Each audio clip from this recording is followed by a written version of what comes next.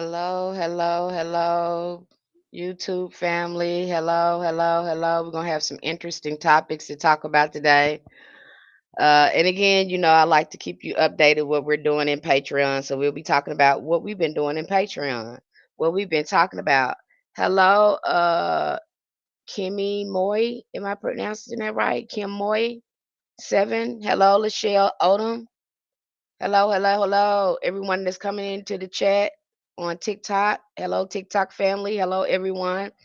How's everyone doing? I know it's probably late over there where you guys at. It's about maybe depending on where you are, it's probably around 9 or 10 p.m. there. It's morning where I'm at. Okay. I'm not gonna keep you long. Hello, Wavy Tavy baby. Hello, what is it? J Wizard 131. Hello, hello, hello. Hello, everyone. We got an interesting topic we're going to talk about today in hoodoo. You know, I have to drop some gems in here and help you understand hoodoo, the components of hoodoo, uh, the topics of hoodoo. Again, I talk about everything hoodoo. Help you understand hoodoo, help you tap into your power. Okay. My name is Miss Penny. I run, again, we have a platform on Patreon called Spiritual Roots Hoodoo Community where we learn about the spiritual science of hoodoo. I break it all the way down for you. If you're interested in hoodoo, hello, Aga, hello, Karma Delight, Wanisha, Hamilton, Eyeball, Nahum, Hunt 38. Hello, hello, hello, everyone. This is where we talk about all things hoodoo over here. Okay. I break it down in chewable sizes so you can understand hoodoo, so you can understand the magic of hoodoo, all its working components. Okay. And some things that come out of my mouth you've never saw, you've never heard come out of a hoodoo practitioner's mouth. But it's gonna come out of my mouth. Okay. Again, I break everything down in chewable size for you. So today we're going to talk about the seven sisters that's very popular in hoodoo. Now hello, hello, Tina Cole. Hello, hello. So let's talk about the seven sisters because when we look at the seven sisters, uh, you look at it as a myth, history, and then you see it shows up as a sort of a cosmology. And creating I got my notes here, you guys, so make sure I don't get off track. Creating a sacred landscape where truth is carried in symbolism, stories, spiritual codes. One of the most mysterious and compelling stories in hoodoo tradition is that of the seven sisters. It's such a mysterious story. Have you ever heard of the seven sisters before? We talked about it over there on Patreon. So if you're on our Patreon, we've talked about it. Okay, that's what we've covered. The Seven Sisters of New Orleans, a group of renowned conjure women whose legend still echoes today, though many theories surround them. Uh, the deeper meaning of the Seven Sisters goes beyond the biography or folklore.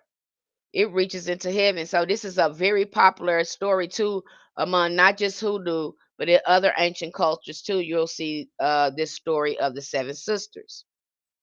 The phrase seven sisters is not exclusive to hoodoo. It is an ancient term referring to a star cluster known as the Pleiades. Did you know that?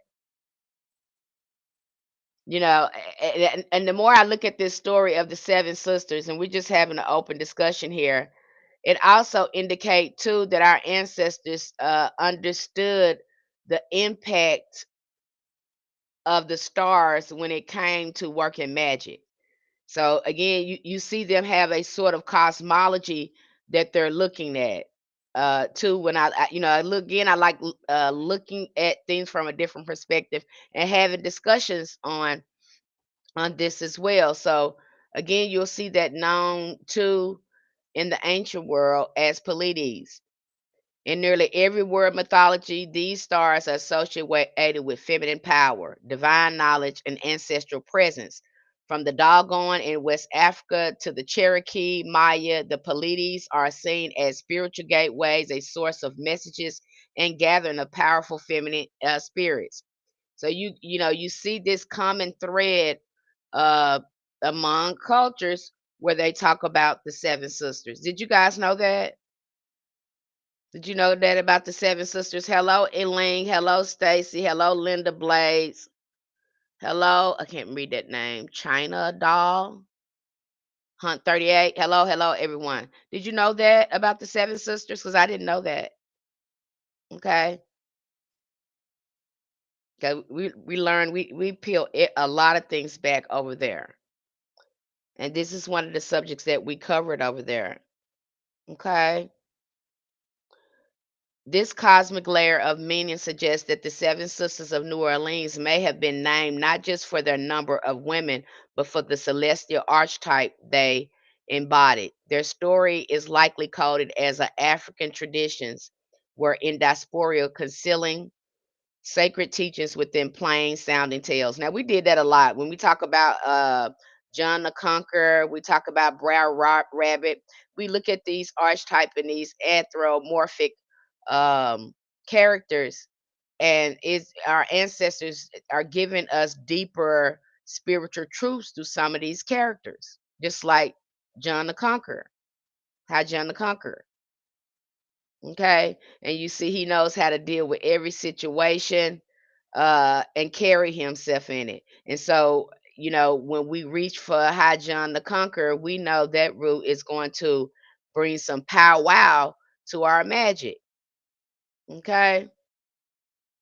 And we still use High John the Conqueror today and associate with him with this anthropomorphic uh, entity called High John the Conqueror, called John. Okay. So we personified the herb as well. So we had a great way of doing things like that in hoodoo. Now, when you read what is the book? That book called is called Conjure Root Work and Witchcraft by I think his name is Henry Hyatt. You see a lot of that when you start to see those stories, the double and layered meanings that they are doing in there. Now, the author, he didn't understand that. Okay, he think that, you know, you could tell a little bit of it. It was questionable to him because he didn't understand the occult esoteric language in hoodoo.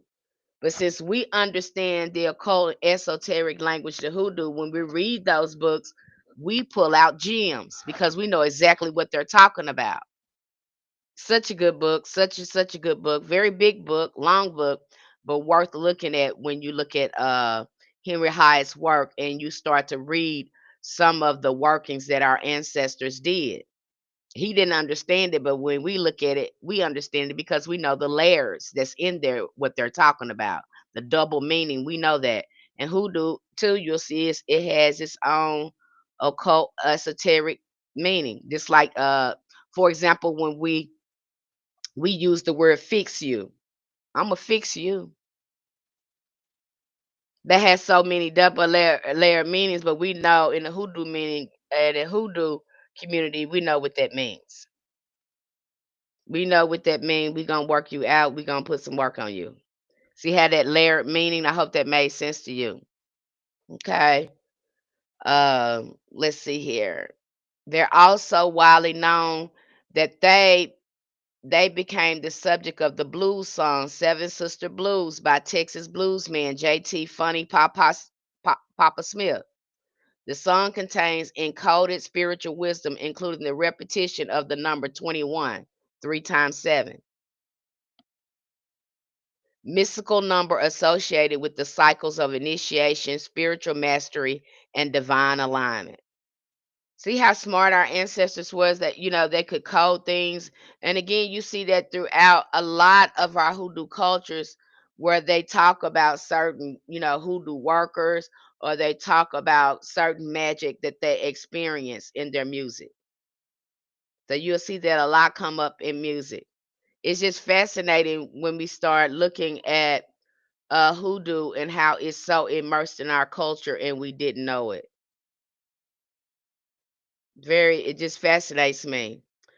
Like many powerful root workers, the seven sisters were said to have rare, revered gifts that could diagnose a person's condition before that person even spoke. This ability, often described with phrases like "she tells all before you utter a word" is a straight attributed to the spiritualists of the black gypsies within the hoodoo community. Now, too, when you look at New Orleans and you ask some of the people in New Orleans about these sisters, some of these people say it was a matter of fact that these sisters, there were actually 7 sisters in New Orleans. You've heard some people say they lived over there by the river, but who knows, but it is some people say, hey, that's a matter of fact, there were 7 sisters. This same quality was famously held by Aunt Caroline Dye, a celebrated conjure woman from Arkansas. Such seers didn't just read people, they felt them, echoing ancient practices of clairvoyance, intuitive knowledge that came down through generations. Okay. And everybody knows about Caroline Dye. This woman, she had people coming to her from all over the country for her services. And can't forget her great work that she did in her community. And again, she was from Arkansas down there in the Delta. In the blues song Black Gypsy Blues by Curtis Jones, the singer humorously accused his woman of spying, not spiritual sight, yet even in jest, the reference shows how embedded these psychic abilities were in the culture understanding of black conjure women. I just said that. Okay. And it's something that they talk about the conjure women in there.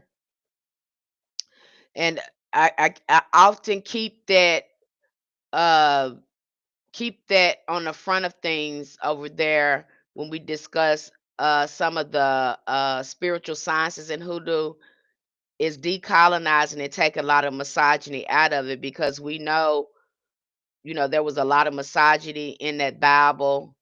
Um, and so when I go over some of these spiritual sciences, such as like the Kabbalah, the Tree of Life, which I did a whole breakdown of that. I can't wait till that lecture hits when I talk about the Kemetic sciences and showing you where the divine feminine was taken out of that.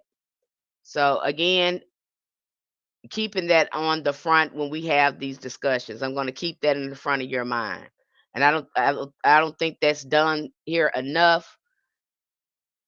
That awareness is not in there sometimes when we're talking about certain things, and I think it's important to keep that awareness in there. I hope that made sense. Okay. As with many sacred traditions, the power of the 7 sisters drew imitators. One such figure was Ida Carter from Hoganville, Alabama, began using the name 7 Sisters despite being a solo practitioner. Now I heard about this lady. She would dress up in these different clothes to make it look like it was more of her, but it was actually her changing her clothes. Over time, the legendary name was adopted by the international imports who began producing hoodoo products under the brand 7 Sisters of New Orleans. While some see this as a tribute, others view it as commodification of the sacred lineage. Now, you'll see that too. We had an open discussion one time, a group discussion like this, but after a lot of people outside of our community knew that we practice hoodoo or folk magic, you have people trying to commodify and start creating conjure oils, saying they was hoodoo oils, but they were not. They were being created and marketed to us outside of our community. And you see that happen within the 50s and 60s. Okay, you start to see that happen when we start seeing outside people outside our community start uh, marketing our products to this. They did this in newspaper ads, book ads. Okay, you'll start seeing that. So a lot of that went on, and you see it a lot today where people that don't look like us outside of our community will market products to us that have our you know that's presented to us like it's our culture magic, and they don't even look like us.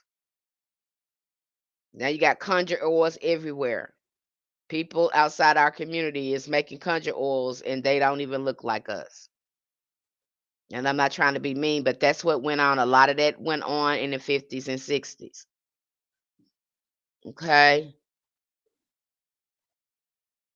A symbol of feminine power, ancestral wisdom. In hoodoo, number matter. Stories matters. Stars matter. The tale of the seven sisters is not just a historical account. It is a symbolic message about divine feminine power, cosmic alignment, ancestral guidance. The use of seven invokes a spiritual completion, protection, and inner wisdom, while the connection to the Pleiades suggests that these women operated not just in physical space, but in alignment with heaven. So again, they're aligning their work to the cosmology, okay, to the stars. Another indication, I can go back again why our ancestors was using that almanac, okay? I have to go back to that almanac because the way they would use it, when I was a kid, it seemed like every adult I knew, especially elder, they had an almanac, especially if they had a garden.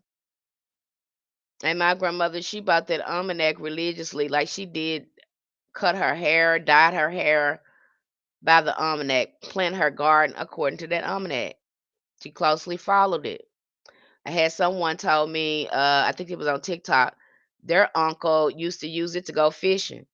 It seemed when was the best time to go fishing, and it worked for him. You'd be amazed at what's in that almanac.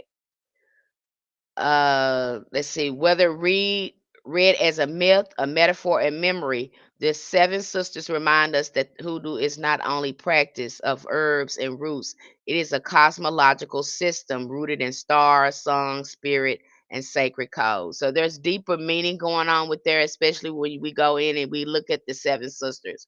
There's more going on. They're dropping so many pearls and gems on us. We don't understand it, but they had to give it to us that way. Okay. And a lot of people get it wrong. Just like they say that Robert Johnson was going to the crossroad, making a pact with the devil, just getting it wrong. And of course, our ancestors let them run with that because it's a closed practice. They don't need to know exactly what's going on. But it's terrible that y'all have to make that to be something evil when it comes to our cultural spiritual practices. Okay. Hello, Roki. Hello, the Bless. Hello, Coach Tisha. Okay. Not getting very much interaction here on the TikTok family. I don't know. Okay, so in honoring the seven sisters, we also honor the divine feminine, the hidden wisdom of black women, and the ongoing presence of ancestors watching, guiding, empowering us from beyond the veil. Okay, so this is an indication that hey, the ancestors was there. This is again deeper knowledge that they were passing on to us without us realizing it. And that makes sense because a lot of us are waking up uh and really looking at Christianity and looking at hoodoo and looking at our family and saying, y'all been practicing hoodoo all this time and didn't know y'all was practicing hoodoo. But y'all don't call it that. But that's what you're doing. And see how it can get so immersed in the culture where we normalize it and it's not abnormal to us because that's in our culture. That's what we do. Just like that jump in the broom thing. That's in our culture. That's normalized. That's what we do. Okay. So and then we look at it, we're like, oh my gosh, I've been doing this all the time. And we start seeing the other things um that we were doing that was hoodoo and we had no realization that we were doing hoodoo. I know it was like that for me. The more I dived into this thing, I was like, oh my gosh, we were always doing it. We just didn't know what it was called because we didn't call it that. Okay. Another thing that I wanted to jump on and talk about too is when you're doing your hoodoo, when you're working hoodoo and understanding hoodoo, and you're going to your ancestors for help, and then talking about those other options, which I talked about this on the last live stream, and I'm gonna talk about it again. Sometimes y'all hear me repeat things because so many um, misleading things have been, um, so many misleading information has been posted, some are everywhere. It's just like after COVID, everybody became a spiritualist. That's just how overnight that seemed to be what happened. And so, and that was scary to me because I know this type of work, it takes time, it takes study. Okay, it takes time, it takes study, and it is a way of life. It's nothing that you wake up doing. It's the way you live. Voodoo is the way you live. It's nothing that you just you. It's the way you live. That magic is around you every day. Thank you, Miss Dimples. That magic is around you every day.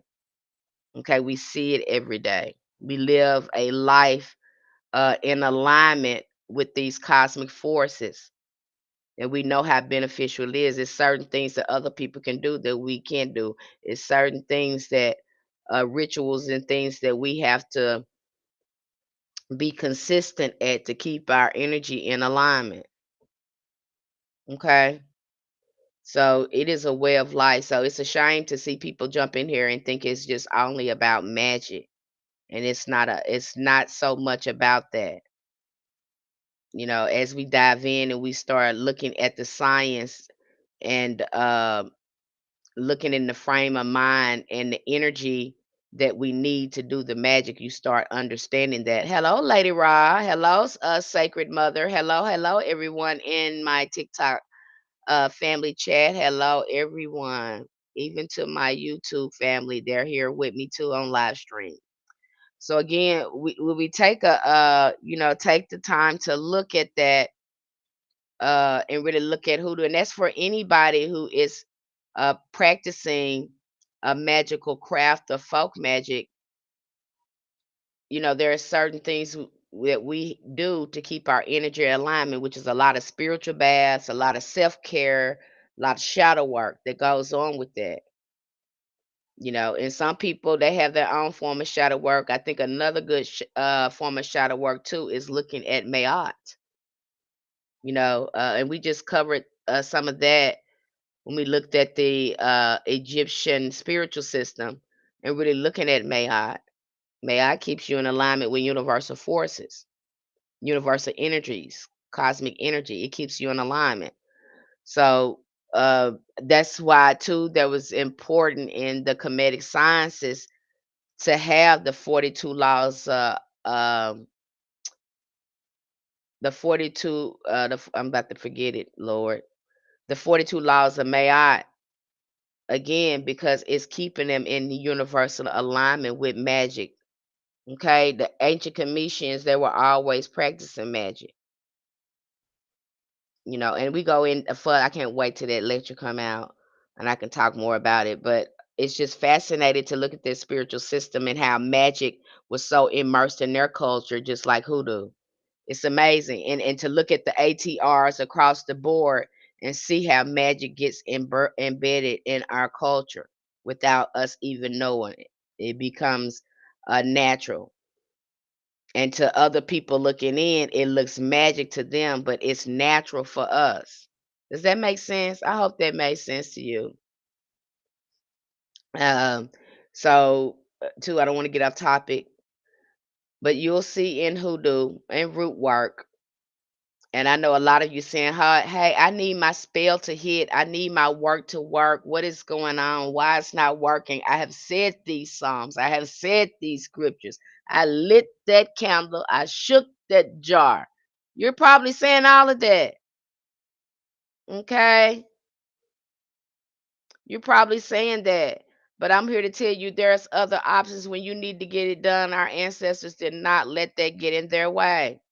Yeah, they did prayer, they did fasting, but if they needed to go work with the higher being, such as angels, they did that. That's very popular among the hoodoo. Okay, because it's a mixture of that. It's just not African spirituality. It has other components to it. I heard somebody enough some more misinformation today saying that, you know, that there is no really basic there's no European other elements in hoodoo. And we know that's not true. There's other elements here. It had to hide up under Christianity. So it's just not African elements in there. It's indigenous elements are not the only elements there in that. And yeah, you have choices. You can go work with angels. And one of the things that we do over there, the way I mentor and recommend for you is I instantly get you started with working with angels, getting a ritual table set up to start working with angels on the side of your ancestors because they help. They're just going to intensify the communication with your ancestors and make sure that you come in contact with the highest saints, the gungun on your altar. So again, we recommend that you start making friends and that you start communicating with these angels.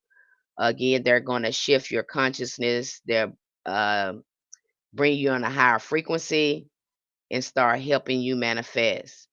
And that's what we need. Okay. That's what we need. So we do call on, there's a variety of archangels that can help you. So we get the work done. That's just like someone to say that you want to get some justice. And your ancestors just like, hey, we busy, we doing something else for you right now. We cannot do this right now. And you understand that. So you look at your other options. Who can you call on? You can call on the Archangel Michael. Don't you sleep on these angels now. Some of these angels are terrifying to behold. See, you looking at these little pictures that they got up here or whatever. But you got some angels in there that will put in that work for you if you on the right side of things. They know how to, if you're on the right side of things, you got some angels in there. And I'm sure anyone who have worked with Archangel Michael, they know what I'm talking about. When you protected by him, you won't be messing with them folks. Okay. So again, you have the option to go work with the angel.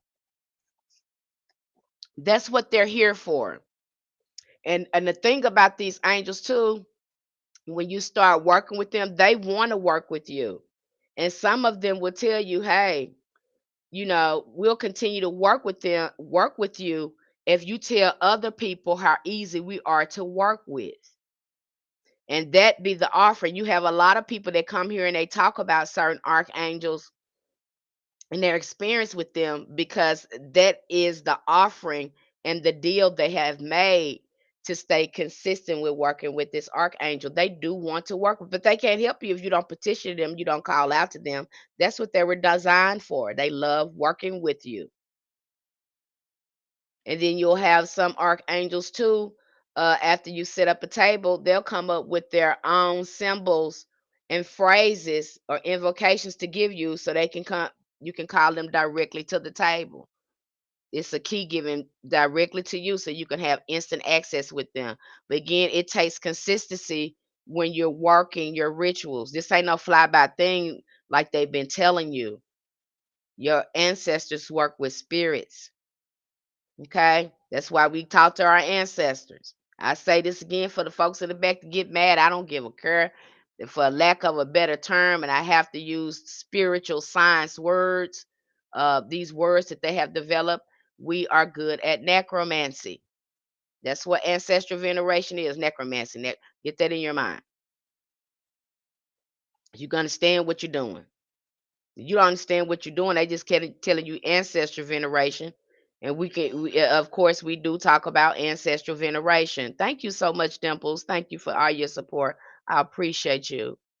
Um, again, you're not being given enough context and understanding the spiritual science. That's why when I come here, hoodoo is a spiritual science. You don't have to, it's not just only faith based. We don't guess about things. We know how to work with spirit.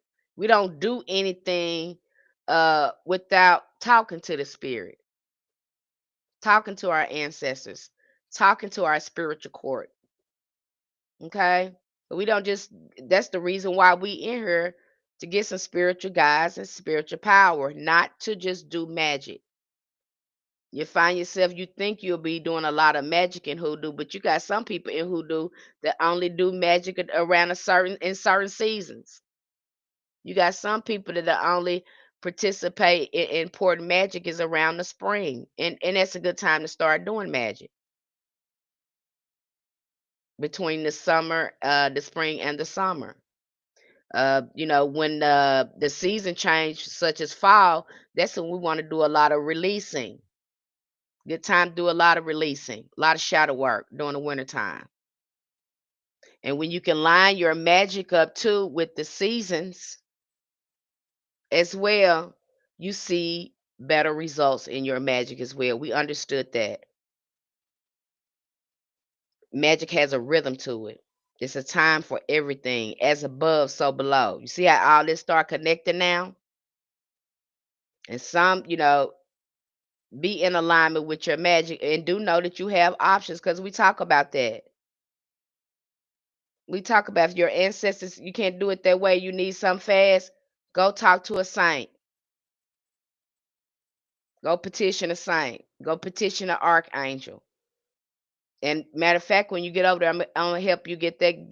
Go ahead and get that started right off the bat, because again, getting yourself familiar with ritual and start shifting some good energy into your space. So we instantly start talking about that. I probably have repeated that 2 or 3 times over there.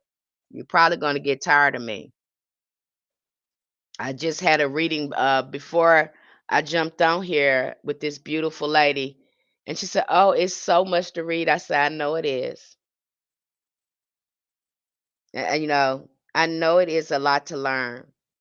So if somebody telling you they can give you a hoodoo crash course, a webinar or something like that, don't believe it. Don't believe it. You actually believe you could take a crash course in hoodoo in a little workshop or a webinar and you're gonna know everything? No, that's not enough. It's a way of life. It's ongoing study. Anybody that practices magic, or this is a way of life for them, and they are seekers of knowledge and wisdom, they'll tell you this is an ongoing practice. It's ongoing learning. You are forever a student of spirit. You'll master certain things, but you won't master everything. The idea is to find out what you're good at and master that. Okay? And we cover a variety of topics over there so you can find out what you're good at. We're not just going to give you something and and we don't know if you're good at it. I'm not going to give you something not knowing you're good at it. It's up to you to find out what you are good at, what resonates with you. It's all on you. Okay?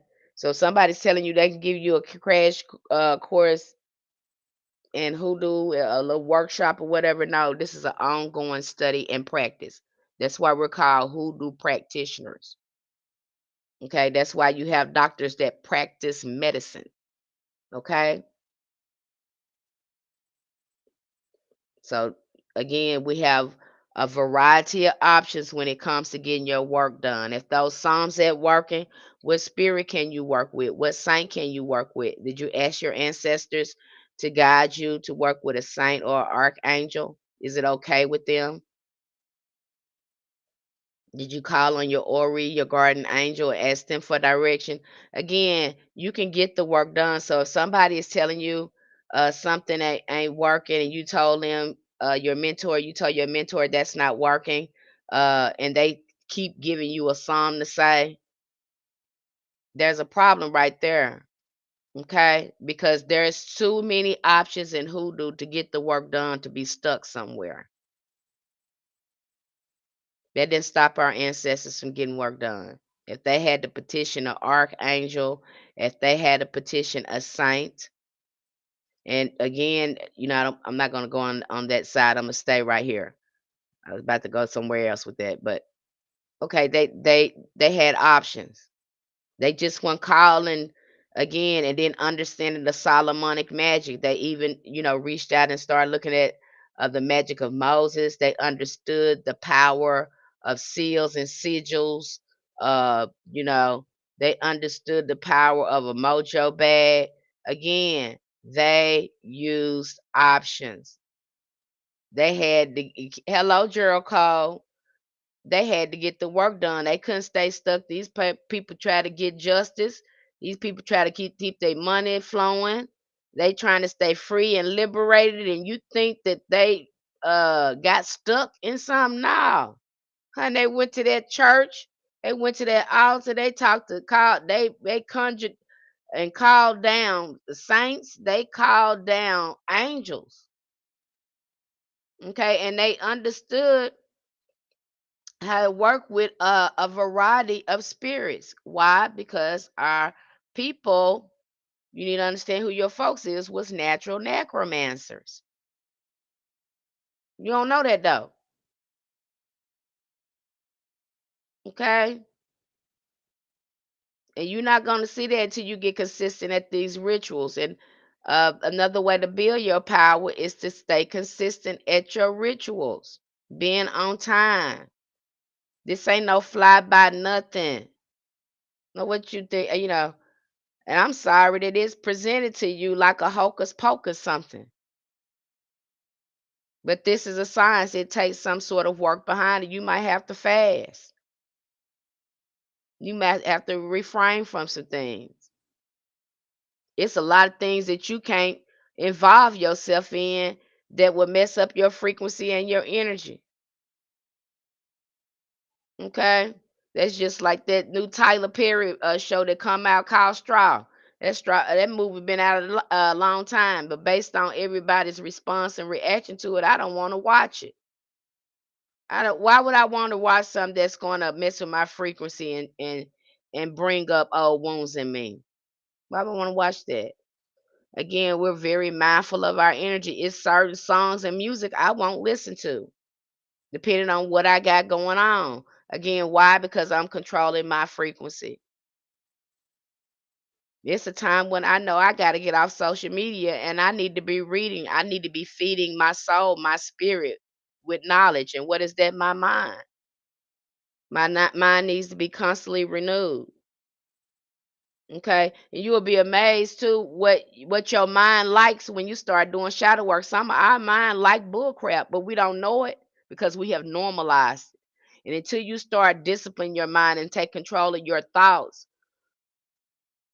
and some of your impulses, you're not going to see how your mind really functions, what frequency your mind is. You'll call yourself what the Paul was that Paul said, I beat the flesh daily.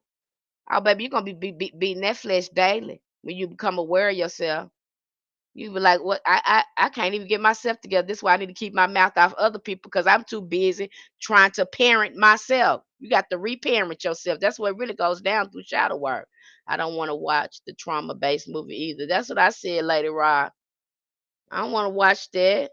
And y'all been doing this to women for years, and then you want to make a movie about it. You've been putting our ancient mothers through, and you still putting women through it over there in America. It's a slap in the face to me. You need to write something that is about something you can change. I don't want to see that no more. Y'all love repeating trauma, keeping people stuck in a karmic loop.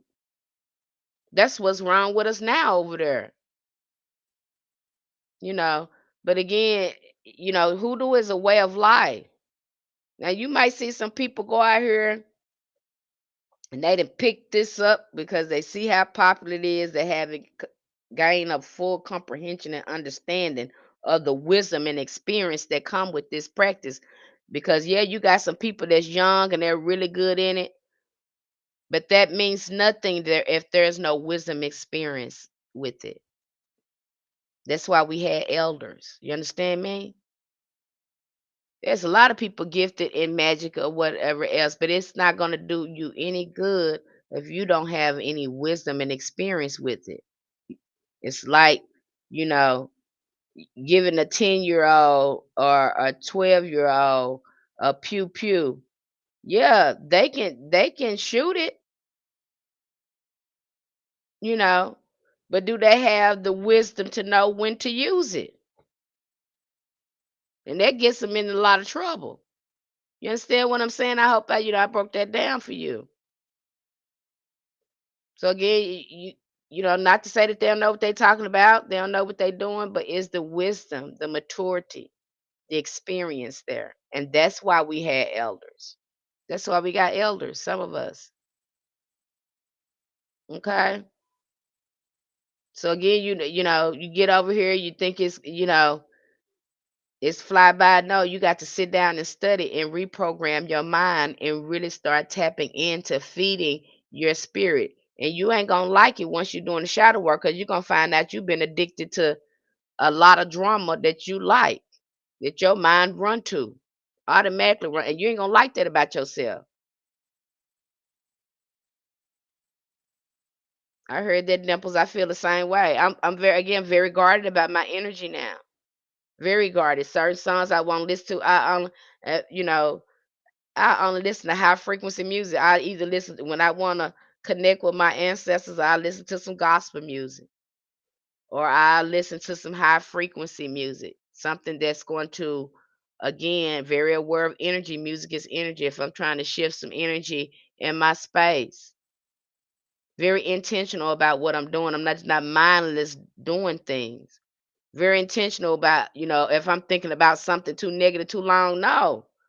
Then I need to get some affirmations jumping and change this recording in my mind, because I don't like keep repeating that same what they call it, ruminating on the same negative thoughts, recycling the same negative thoughts. And you'll find that once you start doing your shadow work, you'll see how many negative thoughts and oppressive, because they ain't nothing but oppressive spirits.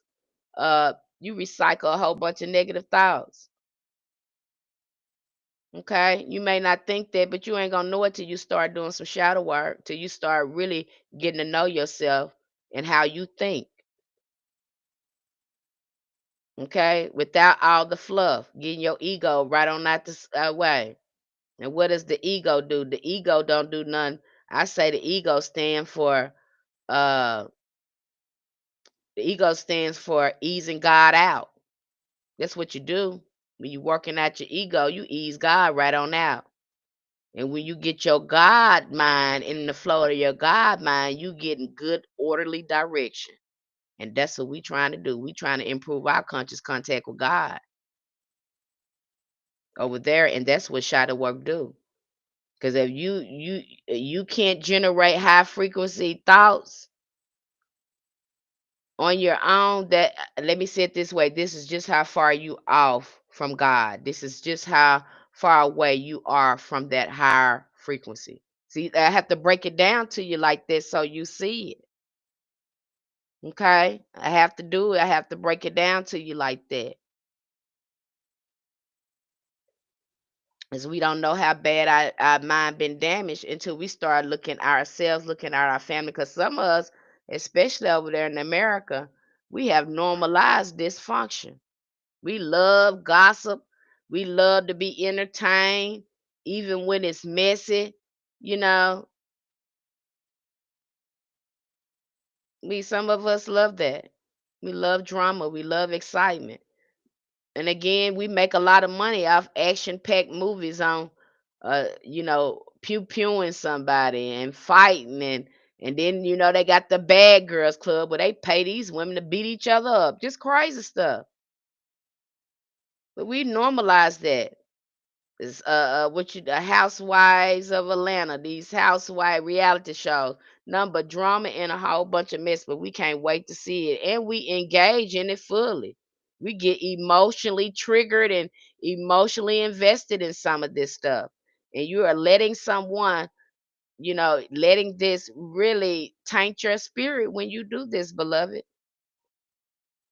We love taking sides, this side, that side, instead of discerning uh a situation and seeing the perspective of both parties and staying neutral. Cause see, you in a spiritual practice, you got to be grounded. You can't let your emotions just take over you and you go off doing something. Cause if you doing that, your magic gonna be jacked up. Your magic gonna be jacked up. And yeah, you do got times where it make you upset.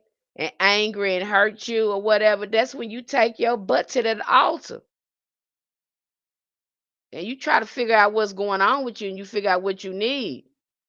Don't get on the phone with your friend and start telling them what you that them folks ain't gonna help you. You need to take yourself right on over there to your ancestors and tell them what's going on with you. I purchased your book, Christ Consciousness Day, on Kindle. Oh, thank you, Dimples, for your support. It's a lot of information, good information in there because you are Christ. We're trying to reach the Christ consciousness. That is the God consciousness, the high frequency. That's what your Jesus was trying to tell you. But see, Christian folks get so, and I never understood that with them. And I don't know if they ever looked at that, but I have. But again, my mind, once your mind start getting right and the fruits of the spirit start growing in you as you start looking at yourself, you start looking at things from another perspective. You really do. Hello, Amber. Hello, Amber, sun goddess. You start looking at things from another perspective. And I was just telling this beautiful young lady that during the reading, I said, what really trips me out is y'all talk about Jesus do, but y'all don't do it. Everything that man did, y'all don't even do. You focus more on that man not being unalive than you do. Didn't you say the man resurrected? That's supposed to give you power, but y'all focus on more on making him a scapegoat and making an excuse for you not to heal and do some real work. But you want to go point at other people, especially over in here in hoodoo, that really is close to God. Probably got more God in they pinky than you do in your whole body. And that they trip me out with that. But Jesus did this. What is you gonna do what Jesus do? Because I see none of you do that. And he supposed to be y'all role model, but y'all don't do what Jesus do. You not sitting up here raising the dead, going out there healing the sick, keeping your mouth off people. If you were busy doing that, then you wouldn't have time to be telling people that they're gonna go to hell because you still continue the work of your leader, supposed to be your God Jesus, but you don't even do what he do. And here you is, especially hoodoo folks, we doing our work and trying to heal ourselves and get close to God as we can, and we doing what Jesus do, and you sitting up here calling us witches. And my thing to that, if we a witch, then Jesus is a witch. How you like that? He did everything witches do. If if I'm lying, I'm flying. You the one said what he do, and the same thing he do, we do over here in hoodoo. So if we a witch and the devil and the demon, so is Jesus. You heard me say it. Now that's why you need to keep your mouth shut because you some of you don't understand. It just trips me out. I'm baffled by that when I see them do that. Well, Jesus gonna do this, and are you gonna do what Jesus do? That's why we here. That's why our hoodoo workers are here. We needed to be here because y'all so caught up in religion and drunk the Kool-Aid. You don't even do what that man did. But see, our ancestors understood that in hoodoo. We knew he was a conjure man. We knew he was a root worker. He was a necromancer. Okay. Now you could put Christian on stuff. Y'all love putting Christians on Christianity, whatever y'all be doing on stuff and try to make it right. Make it look like I don't know what you be trying to do, but it don't make no sense. It's just crazy making. And sit down here and think about this for a minute before you start pointing fingers at folks. Okay? And you say you want something supernatural and spiritual, and then when you experience something supernatural and spiritual, you ready to run back over there. But wasn't your Jesus supernatural and spiritual? Because you're gonna experience some supernatural and spiritual over here on the spiritual side. But when y'all scared, y'all go back to church. You understand? So you ain't ready for this. Like y'all religious, you're not spiritual. Because when it's time, when you see something supernatural, you have a supernatural spiritual experience, you're ready to run. But ain't that what your Jesus did? This should have surprised you because Jesus was always in contact with supernatural things all the time. But then when you experience it, you scared. So why you going to church for? And then you talk about spirits and you don't have sense enough to know that you are a spirit. And that's all y'all do is call on spirits over there. I don't understand it. It's like uh you got to be in darkness to be in their religion. I don't know what happens there. Okay. So that's what, I see these Christians, they do that. I said, they ain't got that no thought. They just doing stuff, mindless doing something. You ain't got control of your mind, and who controlling you? You ain't got control of your mind. You ain't got control of your spirit. You ain't got control of your emotions. Somebody manipulate. Anybody can manipulate you and control you. Okay? And yeah, y'all don't like that shadow work because that means a lot of the stuff you keep putting Jesus on the cross for that you actually got to fix. The stuff that you blaming on the devil, you actually got to fix in you. You can't blame it on no devil. You got to take accountability. That's what you don't want. That's the only reason why I keep saying, because ain't no way I keep putting my God on the cross like that. How many times the man got to be unalive for you? Okay, if you just, you really think about it, if y'all hold him in so high regards, you be doing what that man do. Okay, you be living in alignment with your religion, and some of you don't. Some of you only pick religion up on Sunday, and you leave God there. You don't even take him with you when you leave there. You know, as soon as you leave out of there, the devil, like you said, the devil get in you. You know, and that's one thing about a real hoodoo practitioner, that this is a way of life. They carry a lot of integrity, and they respect the spirit highly. You best believe they taking God with them everywhere they go. I know I do. I can't do nothing without God. I can't do nothing without the guidance of my ancestors. I am a child when it comes to that. It's truly wild. Have you ever been able to wrap my mind around it? It's something else, Mrs. Wood. It's something. Because I look at them. I say, oh my gosh, like you've been sitting in that church for 30 years and you ain't learned nothing. You ain't learned nothing. There's no spiritual uh wisdom or knowledge in some of them at all.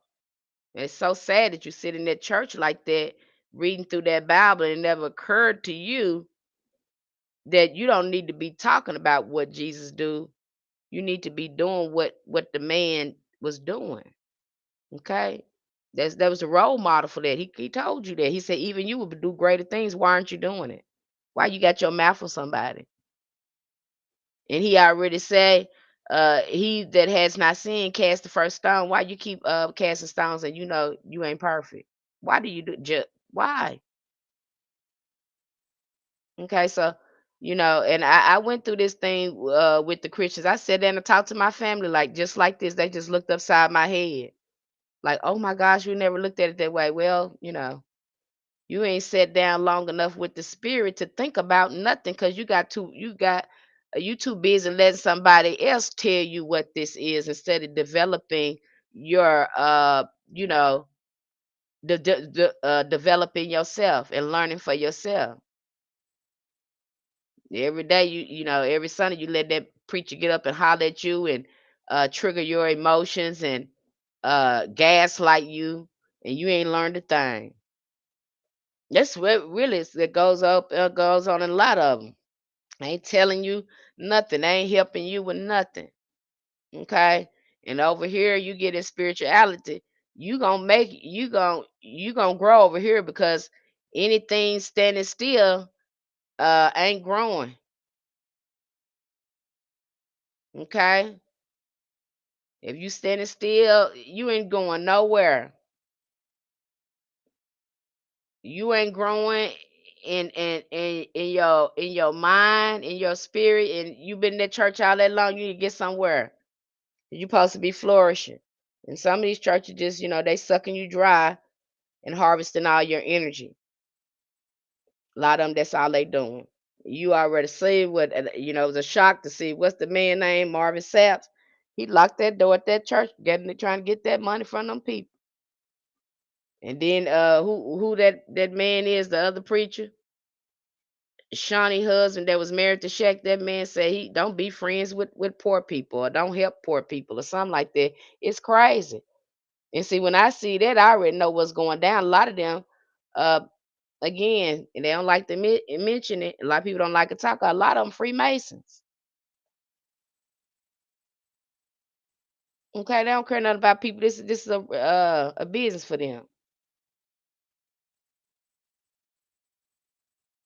Now I've even seen some hoodoo people in the community saying that they Freemasons and it make them be a better person. You're not fooling me. We know what goes on up in there. Okay, we know what goes up in there. Some of these rituals y'all do, y'all blind to. You don't even know nothing about them until after they done. They don't even tell you what some of these rituals are about. So let's just stop it. Your allegiance is to the lodge, not to the people. When you start going in there and making oaths, you guys pledge to unalive yourselves before you reveal any secret up in the lodge. And you gonna tell me that that's making you a better person. So if a person, I mean, you hold a secret to the point, if your brother unalive somebody, you will hold that secret. These are the oaths that they take in this lodge. So I don't care how you dress that up and make it look fancy and, you know, make that look pretty. I know what you do there. Okay, you're not fooling me. These are oaths that y'all take. Your allegiance is no longer to your ancestors anymore. Your allegiance is now to this lodge. You have taken an oath to that. Okay? You have entangled your spirit in there. You won't even tell your family about what's going on in there. So again, your oath again doesn't become your family. It is to that lodge and to that master in that lodge, because the master in the lodge acts as God, like you see the Holy See acts as God when it comes to religion. The same things that goes on in that lodge. I'm just being real with you. Break that down and look at it. I'm not pointing any fingers, but I have to talk of a matter of fact because you're not fooling me. I'm not a hoodoo practitioner for obvious culture reasons, but I have a great respect for the work. Thank you, Miss Woods, for sharing that, Mrs. Wood. Okay. So again, they have to look at that. And a lot of them have infiltrated the church. And you guys already know how I feel about that. I think they put that in there. They ease hoodoo right on out because was for the ancestors. It was for the people, and they didn't want that. I think when we had hoodoo in there, we were growing. We were more of a community. We were helping our community. We had better integrity. And when these Freemasons came in, because they don't have any allegiance to us, their allegiance is to the lodge, the mission and dedication and commitment to the people changed when Freemasons came in the church. That's just my opinion. Okay. Now you could take that and do what you will. I don't care about them saying that's not what going on in there. We make us a better person. Okay, whatever. Y'all keep telling yourself that, you know. So again, being aware of that as well, that church has been compromised. It's the reason why you keep putting your money in that church, you getting more and more depressed. You keep praying, praying, praying, prayers ain't answered. Because that church ain't right. Okay? Some of y'all been suffering and then that just wrong. The preacher telling you you're gonna have a better life when you not here no more. What the hell? But you having a better life as long as I keep putting money in your pocket. It's supposed to prosper. Your spiritual life is supposed to enhance your physical life. And if you are in a religion and you're not experiencing that, something is wrong. Okay? Something is wrong. You guys need to quit. A lot of y'all miserable up in them churches because you've been praying, you've been doing everything, giving your money away and all that stuff, and you still you ain't saying got nowhere. You ain't got no power. You ain't got no relationship with God. You ain't got none of that. I practice craft in my way with the inclusion of my ancestor and their suffering. Okay? That's a beautiful thing to do. So again, really think about that. And I remember hearing this story of one lady, and I'm so glad she shared that story. She said she was going to church and she was doing everything, she was following the church, grew up in the church. She said, but she seemed like her prayers wasn't being answered. She just wasn't getting, all that time and money she invested in her spirituality. She just wasn't getting any type of reciprocation back. And so when she decided to leave the church and honor her ancestors and start praying with her ancestors, she started seeing better results in her life.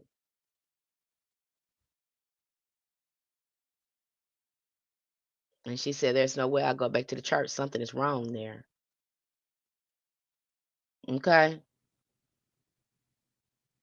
I even saw this, I seen this Hispanic man trying to convince this man of color to leave his ancestors and come adopt Christianity. Said, why would I do that? Why would I totally adopt Christianity when you made me forget about my ancestors? And then try to convince that man he didn't need his ancestors or nothing else. He just need Jesus.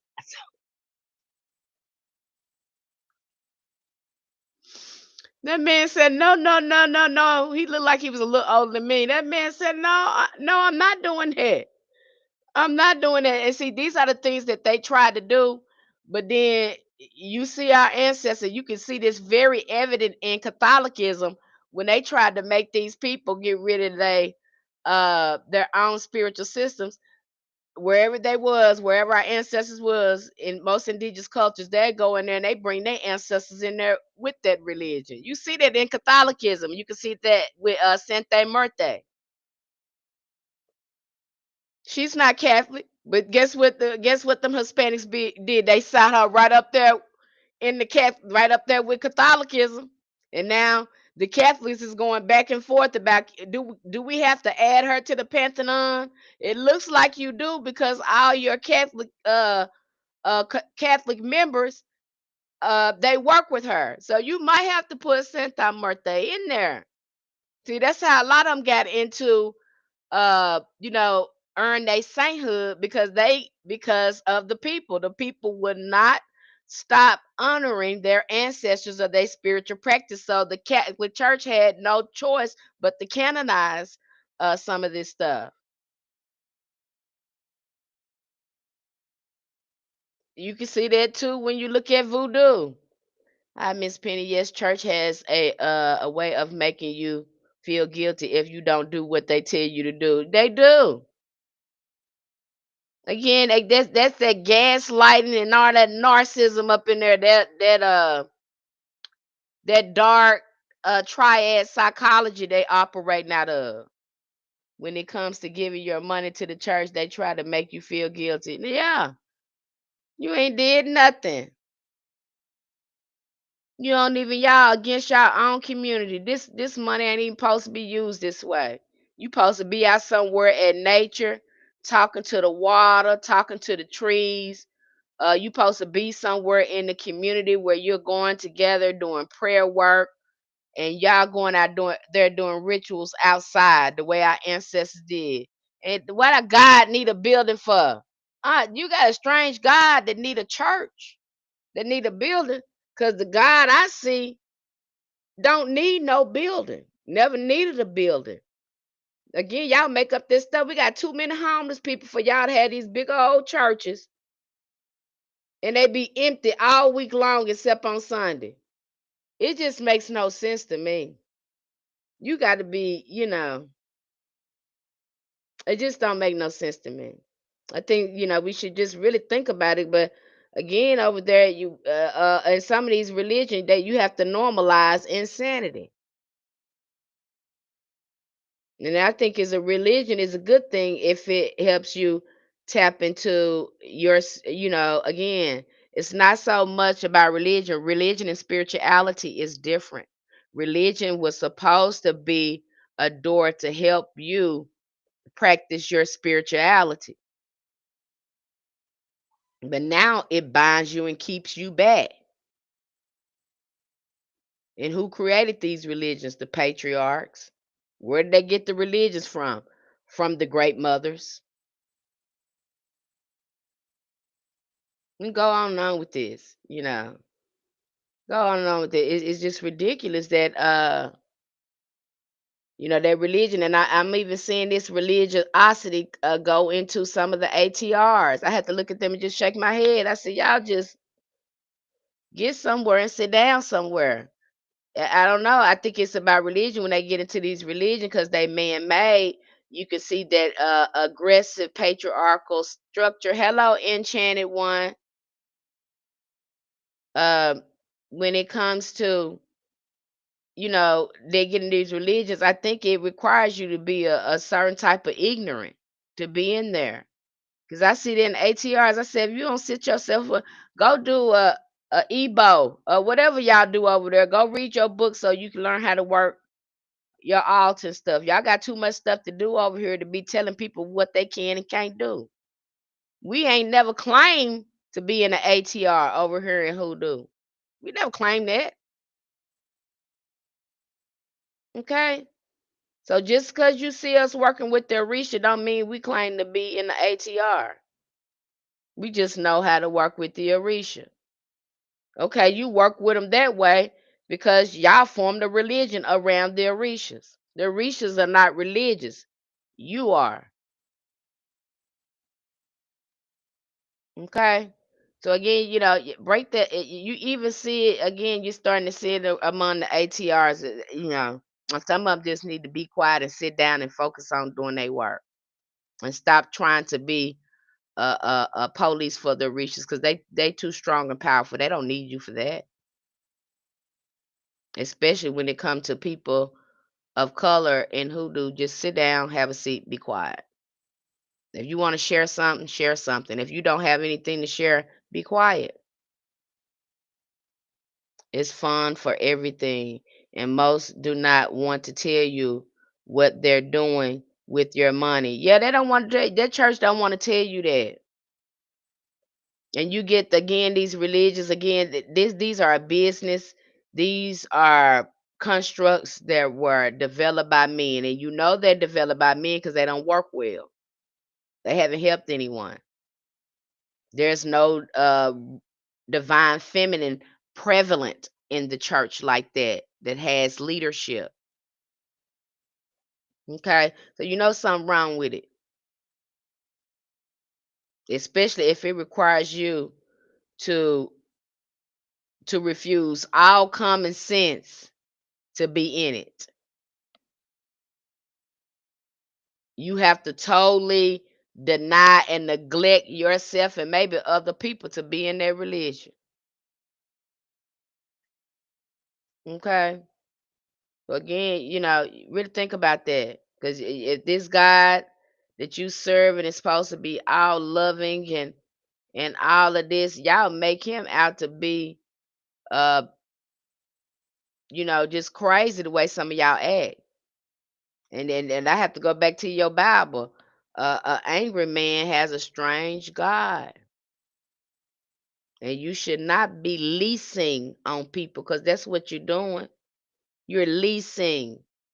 Instead of trying to go read your Bible. Because the God that you serve say he don't like leasing. And that's what you're doing up in there. You don't need no church. What you need a building for when you got a God made a beautiful outside and you should be in it. What you need the big church for? That's how our ancestors was doing. We was going outside near trees and things. Having church. We didn't need no church. The only time we really needed a church is when we gathered our community. We had some type of community event or something that was going on. That's the only time you really needed a building. And most preachers had a job on top of doing preaching. They had a job. They wasn't looking for the community to take care of them. They used the money for in the church to take care of the community.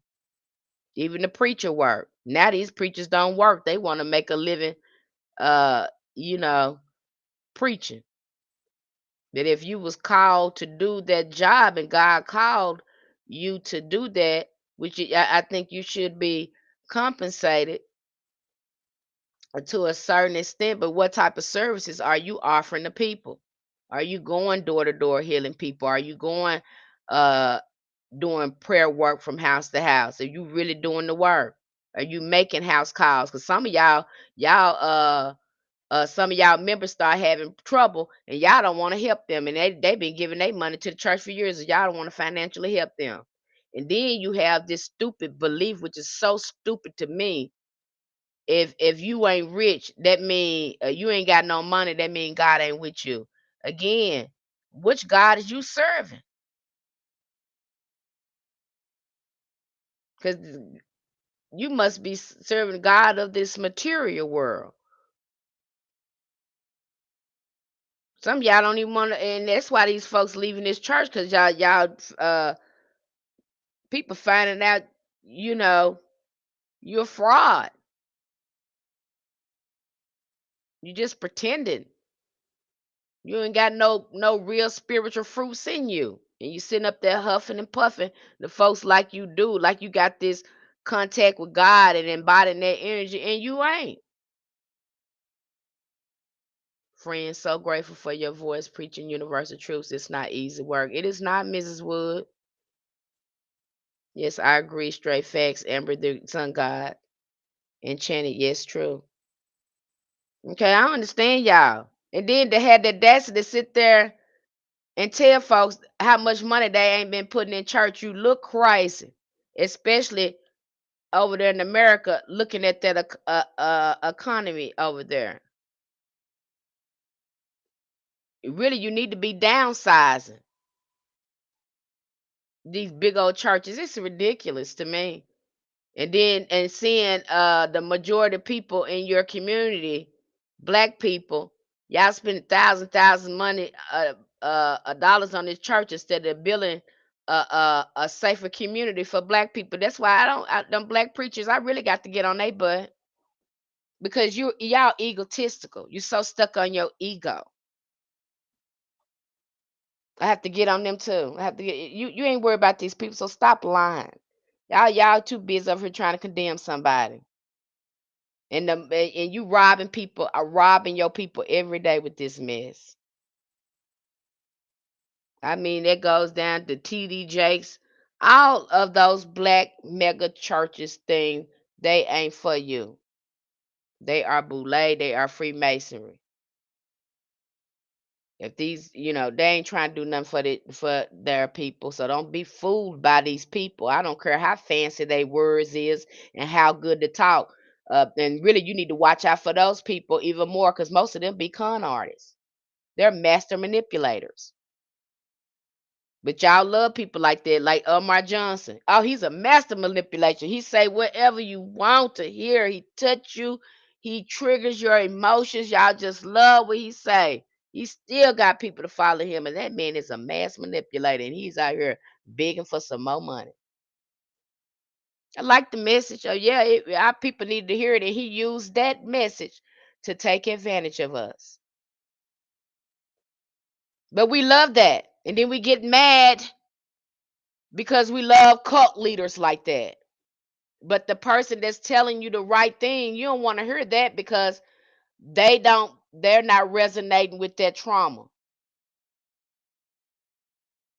They're not making you emotional. They're not feeding into that trauma with you. So you don't want to hear them. You want to hear somebody like Nature Boy. You want to hear somebody like, what is his name? I hate the Brother Polite. You want to hear somebody I can go on and on. I can go on and on.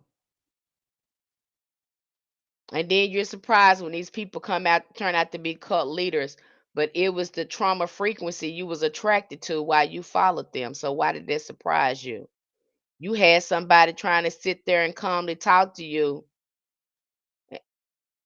in a peaceful way, but you didn't want that because that didn't entertain you. That didn't excite you. That didn't bring you enough drama. You like the person that's messy and bringing all the drama on the low frequency. You like that person that's over emotional, that feeds into you. You love that. I'm just telling you the truth. This is how some of us get caught up. And then you figure and then you wonder why you oh that person I thought that was you knew them person was raggedy because when they was talking to you and conning you, they was raggedy when they was doing it. But because they were appealing to this lower traumatic frequency you're on, you said, oh, that resonate with me and I'm gonna follow them. I do think there are a few decent and righteous congregations that serve the community, but it's rare. It's very, very rare. Very, very rare if they are doing that. I'm talking about the really looking at the mega churches here. The mega churches are real. Uh, they're a real problem for our community. You've heard the stories, honey. I've just heard. I've had too many people to come to me, and I've had to help them heal that has been traumatized by the church. And these people were very spiritually gifted, and the church was jealous of them because they had good discernment, because they understood the scriptures and the deeper spiritual meanings of the scriptures. You had the whole church attacking them, mobbing them. And some churches, they don't want no light up in there. They don't want nothing but backbiting and that's truly witchcraft right there. And then they have a nerve to participate in blood magic by doing communion. And then you ain't spiritually right. You got your mouth everywhere. You're doing some of everything. Truly, y'all are making it a house of Satan by doing that. And then having her to take communion up in there while doing it, solidifying your actions. And then what I've been told, and I remember my mama told me that you don't take communion if you raggedy. You better not take that communion and you know you raggedy. It can mess you up. And that's just how sacred my mom thought about communion. If you ain't did no cleansing or anything like that, you don't need to be participating in communion. Church drains your energy too. It's a lot of energy vampires in church. Sure is. Oh, it's absolutely a scene. It's horrifying. I went into a mega church once and I had to leave. Okay. And some of these mega churches and that what's that man name? That Copeland man. That man looked like oh my gosh, just looking at his face. I said, I know something in that man ain't right. That Copeland man, I don't forgot his first name. But something ain't right about that man. Okay? And we already know that Christian network, some of the people on there, they have been in the biggest scandals. Okay? They've been in some of the biggest scandals. So don't let that, some of these folks ain't doing what's right up in there. And I just had to voice that. And I can't just blame it on, call out the Christians because I didn't think that about the ATRs, but some of them being raggedy too. And I'm not trying to judge nobody, but we have to look at, what's really going on. And then doing the work, beloved, do the work. Do the work, gain the fruits of the spirits.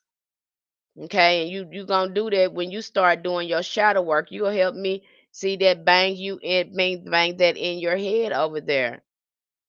Like I was talking to this beautiful lady today. And she was like, I'm not sure if I need shadow work because nothing, I think, has really happened like that. And then, I love readings because when I start removing the blocks, uh, she was seeing, say, oh, I really need to show up for myself. She saw it then.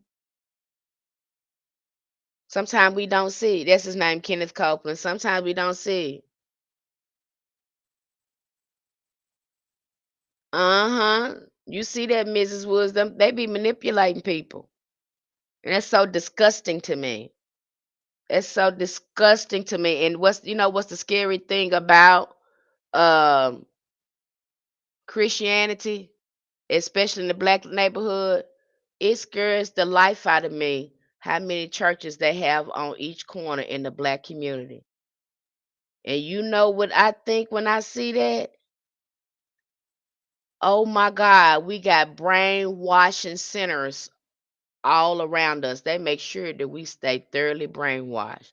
It's very scary to walk in a povertized neighborhood in the black community, but yet uh you're gonna see quite a bit of liquor stores and churches in that community. Take a look for yourself. Pay attention for a minute. How the hell is that church there and that liquor store there? And this is the most povertized community probably in your area. But they got these churches and liquor stores there is to keep you brainwashed. It's scary when you think about it. So, oh my God. And when I first got it, and again, when my ancestors start bringing this out to my awareness, you get triggered. It's get triggered. I get pissed off a lot when you start waking up, when you find out how you being mentally, emotionally abused and gaslit on a national level and sometimes on a global level. You get so pissed off, honey. And I used to look at those churches this before I've gotten pretty far along my journey. But when I first started waking up every time I passed one to church, I said somebody needs to burn that damn thing down. Need to burn 'em down. Y'all to set yourself up in all these neighborhoods like this, uh, feeding off the people. It's scary. Now you take a look at that. They make sure they have plenty of those that's what I call them, brainwashing centers. They're gonna make sure they have plenty of them for you. And then try to convert you and then threaten you with a hell that they already living in. This used to make me angry, but now I just laugh at it because it's crazy, it's insane. And so I have to laugh at it because it's crazy. If they just listen to themselves, I've asked them sometime too, are you listening to what you're saying? I don't even think you listen. You too busy repeating what somebody else told you, and you ain't even listen to it because it don't make no damn sense. Because if you listen to what you're saying, you wouldn't even be saying it.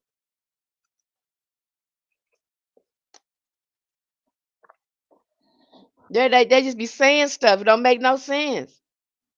Y'all. There's no. A lot of them don't got it, and then you have some that's in there that's mighty in the spirit, and they understand everything in there,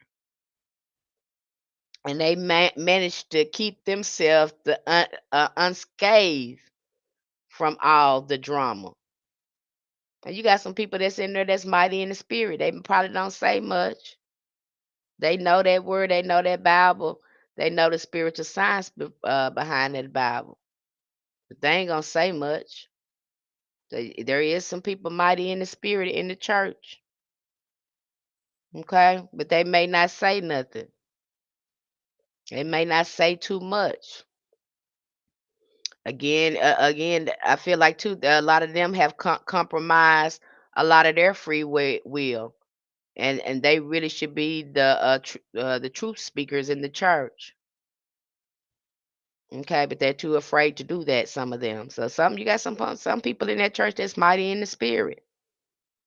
Okay, but you watch them mega churches. I'm telling you, a lot of them are Freemasons. Right? That's important to understand. Yeah, it's sad. And a lot of people up in there, they don't know they should be diving deep. They don't know they should. There's things that they need to heal from that they have to consciously be aware and start processing a lot of their stuff. And that's what we do in shadow work. Okay, it's not separate from ancestors' work.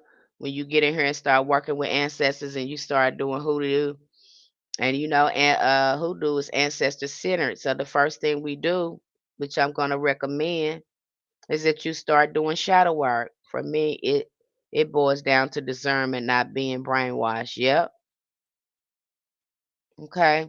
Then you need to read that word for yourself because no one can interpret. Everybody comprehension is different. That's why you'll see me over there. I give you psalms and stuff to do, but I'm also gonna tell you, uh, if you can find one that resonates better with you, then use that.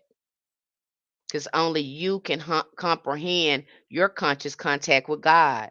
I can't tell you what God telling you. Now you can tell me what God is putting in your spirit is telling you, but I can't tell you what God is telling you. Now we can see what's coming up in a reading, but if you got a personal relationship and your comprehension of your spiritual practices may be different from mine, doesn't mean that it's wrong. It just means that we look at things differently. The way you're comprehending it is totally, and that's perfectly fine. Long as it resonates with you and you comprehend it in a way that it works for you. No one should be interpreting that scripture for you. Supposed to be Bible study. It'd be good if that preacher give you his perspective on that, and then pass that verse around and see what somebody else think about it. People will really spiritually grow too if you get different perspectives on the scripture. That's how you grow. Okay. That's why I tell people I want to hear your spin on it, what you think about it. And sometimes we had a wonderful discussion the other day in the tarot workshop. And so and we know the strength card represents Leo and the sun. No, it represents Leo in the tarot. And so we get to breaking it down. I'm like, and I'm just like, oh, that strength card. Sometimes that strength card can just really get on my nerves sometimes because sometimes I don't want strength, I want help. And I remember it was two young ladies and that said, she said, when I see that card, it reminds me of lust. I was like, are you serious? It was two people in there that said that. I said, I've never looked at the strength card as a lust card. But because they were Leos, that is the perspective they saw the strength card from. See, I wouldn't have known that. I learned something in there. But again, we're able to have open discussions, and we're able to look at things from different perspectives, and that's how you grow mighty in the spirit. Okay, because if you can only see things from one perspective, that means you got a lot of blocks on. There's a lot of denial going on if you can't look at things from several perspectives. Your perspective is limited. Okay, that's what should go on in that church. That man should be passing that scripture around and say, Sister so and so, what is God telling you about this scripture? And not telling them that it's wrong and what they should think. Because again, that's brainwashing. And you see some of them flip that scripture around. That's how they came up with the tithe thing, getting money. That ain't even supposed to be what that's about. That's supposed to be about the community. It ain't supposed to be about giving it to that man like that. If you are being true to yourself in spirit, I'm not bothered by your beliefs or practices. Exactly, Mrs. Wood. And it should exude you. It should, people should see your walk with God, and they should see your walk and be attracted to you. They should love the fruits of the spirits they see for you. It ain't nothing that you got to go out and recruit people for, convert them into, threaten hell fire to them. Instead of saying, well, I love the way God is working in brother so and so life. I want what he got. You know, I need to see how, how his walk is with God. I love the way sister so and so is walking with God. I got to get what she got. I need to get close to so and so she can mentor and how I need to walk with God. Because again, you're being attracted to them by the fruits of the spirit because you see their life. You see how they walk. That's how it should be. That should attract you to them. Okay. I guess for me, it boils down to making money from humans seeking their spiritual truth feels gross. They've taken it out of context, and like I said, I'm not saying they shouldn't be paid for what they do, but you ain't putting in no work. You ain't going house to house. You ain't going to these visiting some of these people in this hospital.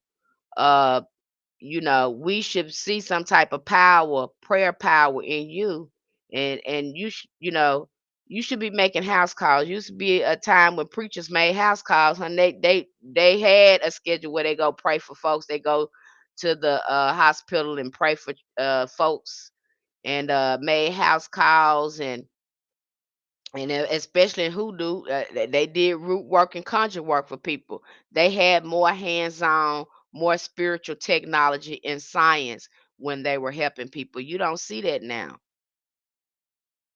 I don't see it too often. I haven't seen that too often. But it used to be back in the day. That's what they did. That preacher day was full of going to folks' house, praying for them, doing deliverance work. He was doing stuff. He really earned his money because he was working. Okay. Yeah, because he was doing some spiritual work. He wasn't just going to church every Sunday hollering at folks and damning folks. That man was busy at the hospital seeing sister so and so because she been in there for 2 weeks. So now he got to pray that spirit off of her. And he might have a prayer circle where he have 3 or 4 women or or some people, 3 or 4 people in there fasting and praying for sister so and so that she make a breakthrough. Some people was doing spiritual work in that church. That preacher was fasting and praying intensely. They had mothers in the church was fasting and praying for folks and breaking yokes off folks. That was real prayer work back then. These folks ain't doing that. Some of these folks ain't doing that. They shucking and jiving and playing in some of these churches, and they ain't working for that. They want something to be given. They think they got privilege because they in their ego. They done ease God out and put themselves in front of it. And I was watching this thing. It wasn't on TikTok. I was watching this documentary, and this man that took over this church for himself, and he had the church worshiping him. Yeah, worshiping. I said that is crazy. Turned into the cult, then beat the husband up and assaulted the wife. Uh, I said, but see, it's easy for them churches to turn into cults. You understand me? This they have set the energy in there for it breed cult some of that. Okay. And so it used to be a time in the church and them folks they was doing real hoodoo work. I don't care what nobody say, whatever you call it. They was doing the God's work, honey. They was going out there breaking yokes at people's house.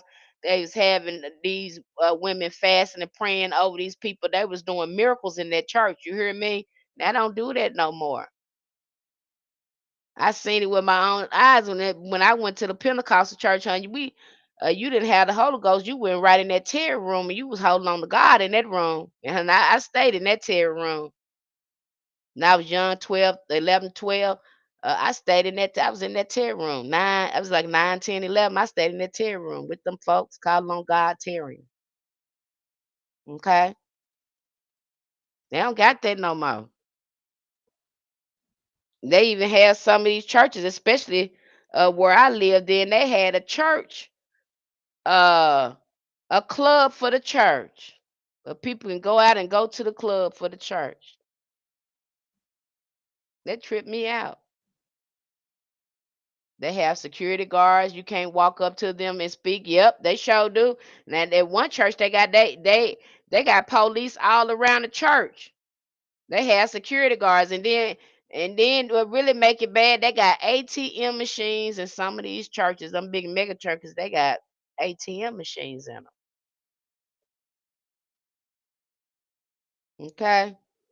So again, you got, look at what you got going on there. And I really believe, like I told y'all, when they ease hoodoo out the church and you start seeing a lot of people start opening up these spiritualist churches in rural areas.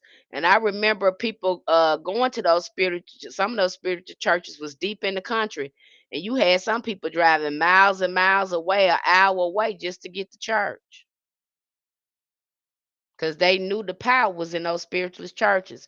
So you saw a lot of these churches start, a lot of these different denominations start to sprout up, and then you saw the Baptists and the Pentecostals go back and forth because they had some stuff going on, you know. And then I heard that thing they got into it about the Father, Son, and the Holy Ghost. And should we be saying stuff in the name of Jesus or the Father, Son, and Holy Ghost? It was just so much stuff going on in the church. And I was real young, and I'm trying to comprehend. I'm like, why does it even matter? Okay. But I saw it go through a lot of changes. I don't know how many people remember that. But if you Gen X or older, you probably remember a lot of that political shifting and stuff going on in the church. And then you start later seeing non-denominations being born. A lot of those churches, they seem to be mixed. You got, a mixture of people. You might see Hispanics in there, Koreans and black. You see a lot of that in the non-denomination. Now, as far as like the Baptists and the Pentecostal, they stay pretty much segregated, especially in the South. The thing about Christianity is just doing the most. It's just too much. It's something going on there. They just lost, they got so many doctrines and personalities is before God. A lot of ego going in there. And in order to get that back right, they're gonna have to put God first and get themselves out of it. Because at some point it was right. And then they start putting personalities before God, before principalities, before integrity. And it got raggedy up in there, some of that stuff. Okay. That's just my take on. That's just my opinion. And now you seeing it too go into the ATRs. You seeing that same thing go into some of these ATRs. The same type of behaviors are popping up in the ATRs. Okay. Now a lot of people, you get in hoodoo and you think you're gonna jump in here and you're not gonna doing the work. Everybody do their work. They do their shadow work. I don't care if you think you absolutely perfect, like you had a perfect life. Honey, I don't know no one that come on this come to earth that don't have to heal for something. Cause right when you get out the womb, folks go to traumatizing you. They slapping you, and you got a light in your face, you know. And then what really trips me out, if they take you to a Christian church, that tripped me out. Now I go back and look at it because I had to process it when I was doing my shadow work. And again, I said, they told me I was born in sin, and hell, I just got here. And them folks told me that at church, and I'm a child. You told me I was born in sin. I mean, y'all go to and y'all call the devil is an accuser, but y'all go right to accusing people when they born, calling them sinners right out the womb. you know. So again, I don't see when we get here, if you human and you come to this third dimensional earth, you believe me, you got something to heal from. I don't know nobody comes here and get out unscathed. You came here for a reason. It was a lesson or something. So until you start doing the shadow work, you ain't gonna see it. And again, if you think that you perfect, ain't nothing wrong with you, you in denial. You got so many blocks up. You need to sit with yourself. And of course, if you get a reading with me, I'm gonna show you. I'm gonna be so gentle and kind with you. But I'm gonna remove that block from you because when you leave out of this reading, you're gonna see yourself. I think it's sad that you don't see. I'm gonna help you on your healing journey because we're gonna pull that back. If it comes up, I'm gonna call it out. Okay. And a lot of people they think they perfect. It's something how the ego would trick you. The ego would trick you in thinking that that you don't need to do any work. That it doesn't want you to improve your conscious contact with God because what it does, ego mean ease God out. Okay, and so you won't get in. You won't see it until again if you get a reading with me and I start bringing things up. Because what happens when you start doing that, and my spirit guides and my guardian angel and I already told me you got to block up. What they're going to do is start getting me to ask you questions. They go to laughing. They're like, oh, so they're going to deny this is going on. Ask them this, and then I ask them that, and before you know it, they start answering them questions, and they realize, damn, I really do need to work on this. Yes, you do. And I didn't have to tell you that. You came to your realization on your own. And had I not asked you those questions, you wouldn't have not seen that. You wouldn't have seen that. And that's normal. I love when people they be defensive too. When I see the block and they don't see it, they get a little defensive. I say, okay, they getting defensive. So now I'm gonna have to ask them questions so they can remove their own defenses and they can start looking at their own blocks. What's your opinion on hoodoo being a closed practice? It really doesn't need to be all that exactly. Okay, and Miss Wood says, what's your opinion on hoodoo being closed? It needs to stay closed. I talked about that the other day, honey. You're gonna put me back on this soapbox again. But I'll get back on this soapbox. If that's where you want me, Miss Woods. I'm gonna get back on this soapbox again. Y'all brace yourself. Hoodoo is closed. We don't care about no initiation because our ancestors initiate us. We work directly with spirit. When we start doing our shadow work and doing our work, that is the initiation process because you are forced to come out of your ego and start growing the fruits of spirits within you. That's the initiation process. If you do not do that work, you're not going to be able to tap into certain frequencies and do certain works. But hoodoo is closed. We don't care about how much money you got in here. Because if you don't look like us, you're not getting up in here. Now you probably can do that over there with the ATRs and hand them some money and say, I want to be a part of this, and they let you in there and y'all sing, all these we are the world, we are the children types, whatever you got going on. They do that over there, but hoodoo, we don't do that over there because our ancestors told us this is closed because we have sacrificed too much. We have shed too much blood, and we know how these folks is. We know how they don't like us, and it is closed. And if they are not in our family, if they did not experience the African diaspora, we don't give them nothing. We don't care how much money they got. It is closed. That makes sense to you? And I know that makes some ATR people mad because I'm gonna tell you again from a different perspective. Now, ATR is to help you understand why I'm saying this because it is a trauma. It triggers our trauma when we look over there and we know this is an African traditional religion and it is covered in pale faced people. That's triggering to us. And then they got on all white. You know how triggering that is? And their ancestors used to wear all white with hoods on their head and unalive our ancestors. And you all got them over there initiating them because they have the money and then gonna look at us and tell us you got to be initiated. You can't talk to a Richard. No, you need to tell them that. It's a slap in the face and a disrespect to the ancestors to me. That's just my take on it. You can do what you want with that, do what you will, but it's very disrespectful.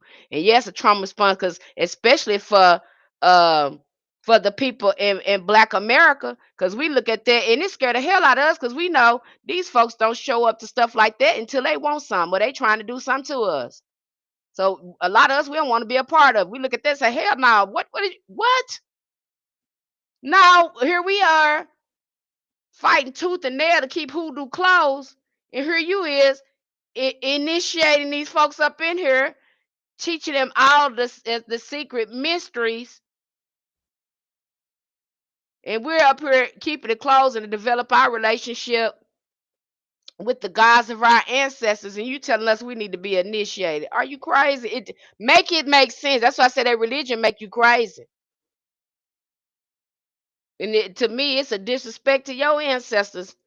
And they had to hide that under Catholicism and Christianity and hold their head down and not tell these people that they got going on for you to initiate the very people that tried to unalive them for their spiritual system.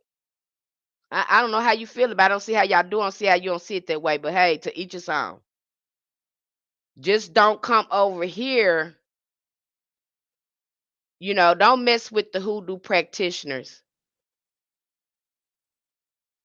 when they got their own thing going on. Leave them alone. Cause this ain't a religion over here. You chose to go through that religion. You chose to keep those traditions to communicate with their Orishas. You wanted to be initiated into that. You took an oath into that to communicate with the Orishas like that. That's on you. We didn't take that oath. We didn't go through that initiation. Matter of fact, we are all natural necromancers when we come for our ancestors. We're very spiritual.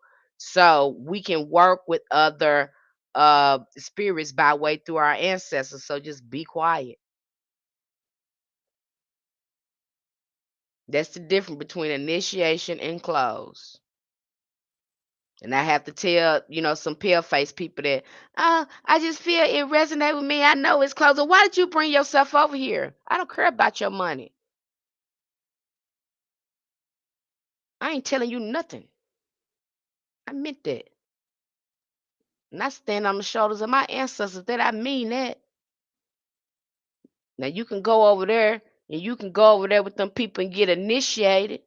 And see, I think that's why it is falling apart like that, because you're doing that. I think that's why a lot of it is getting crazy over there. Cause I feel like you done disrespected your ancestors initiating any type of person with some money up in there. There's a lack of integrity and ethics that's going on there, especially when it comes to your ancestors. That's just what I think about it. Okay? I'm not doing it. And that's the difference between initiation and hoodoo. Can't know anybody get over here. If you ain't had that experience, can't know anybody come in here, but anybody can be initiated. And that's what I said. I mean what I said, and I meant that. And if it wasn't like that, I wouldn't be saying it. Anybody can go over there and be initiated. I don't know what y'all, I don't know what you're trying to do, but that thing's getting just corrupt as Christianity. And it's my opinion, it's because you're doing it like that. And see, a lot of hoodoo practitioners, we can't do that because our ancestors tear our ass up. We can't go out regularly like that. Certain things we can't do. We got to be in in universal alignment to do certain things. And if we ain't, those spirits will tear our ass up. I don't know what y'all doing over there, but hey, this ain't that. Hoodoo ain't that. Okay, that's the difference between initiation and close. Close mean close. Initiations mean you got enough money, we'll get you in there. We don't care about your character, nothing else, as long as you got that cash. We'll do that whole ritual for you. And I'm done with that. Okay, so now you know. I hope don't nobody make me get on this soapbox again. That I highly feel like that because of the experience and how disrespectful they are to other hoodoo practitioners. Some of them are kind of disrespectful. Had one jump in this live and felt like I should bow down to them because they had initiations talking about say hello or what they say, acknowledge your elders. Are you crazy? You come on my live stream and you want me to acknowledge you because you got a title. And you probably ain't even that high ranking in spirit. You ain't that high ranking in spirit, especially you got to come in here and say that. Came my live stream, did that, show did. Okay. Uh-uh. Some a lot of them doing that for branding, they doing that with title. And and I can go on and on. And I've had my interaction with one of them that's very popular on the TikTok app, and everybody just honey, they can just eat her poop. They just love everything about her. They just love and again because she is she has connected with a lot of people on a trauma frequency, and they love her. They think she is the all knowing when it comes to Ifa and the Orisha. They think that she is allowed to bully and police people and tell them what they can and can't do. And it's crazy. But a lot of people love that cult like type of behavior. Yeah, and they put on costumes too. You have people putting on costumes. They got all these crystals and all this stuff on them like that. That ain't even supposed to be worn like that. You can't even tell your energy from the energy of the crystal. You don't even know if it's working because you got 100 different type of crystals on that's manipulating your energy. So you don't really know your energy from the crystal's energy because you have so many on you. Again, it's an aesthetics to some people. You don't put on spirituality and take it off. You In matter of fact, if somebody was really heavy in their work, you wouldn't even know you was standing next to a hoodoo practitioner or not. And it should be that way. You got some people putting on costumes. They just putting on the outside. On the inside, they ain't got nothing going on with them. I don't care how many crystals and stuff you wear, and how you know your energy from another. You probably don't even need to wear it that day. Did you take off your crystals and stuff and then and just really get grounded in your energy and see how you feel? Because you may not need that day. You may not need all those crystals that day. You probably just need to only wear hematite. You probably just need to only wear tiger's eye. Okay. Again, but you seeing people do that and put all these crystals and things on them and putting you on the charge of TikTok. You'll see them they wear all that stuff. And I just, again, people putting on costumes out here. Okay. And the stones are medicine. They are frequency medicine. And all of them are not meant to be mixed together. And your energy needs certain things. Okay. And so if you're trying to refine, for example, I knew that I didn't like the way my mind was working, and I wanted to really work with clearing my mind out and clearing our fog. So I started wearing fluorite. I just wore fluorite for about a week or two, and instantly I started seeing improvements in my energy and in my thought pattern. Why? Because I just wore fluoride. I didn't wear anything else because I knew what I wanted to do and I knew the medicine that the stone could provide.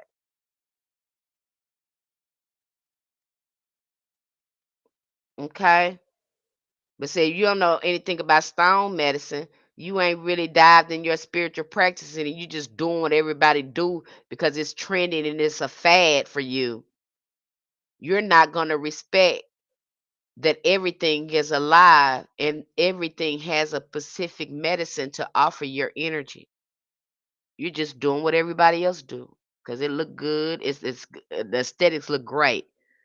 You ain't got to be the character, but you can act like you're the character. That's what goes on here. What was that boy said on the Instagram? He went to go see that girl, and she had this beautiful house on Instagram. Looked like she had a beautiful house and everything. Honey went to the girl house. She ain't had no furniture. She was sleeping on the floor. And that boy said, "That ain't your house." She said, "No, that's not my house."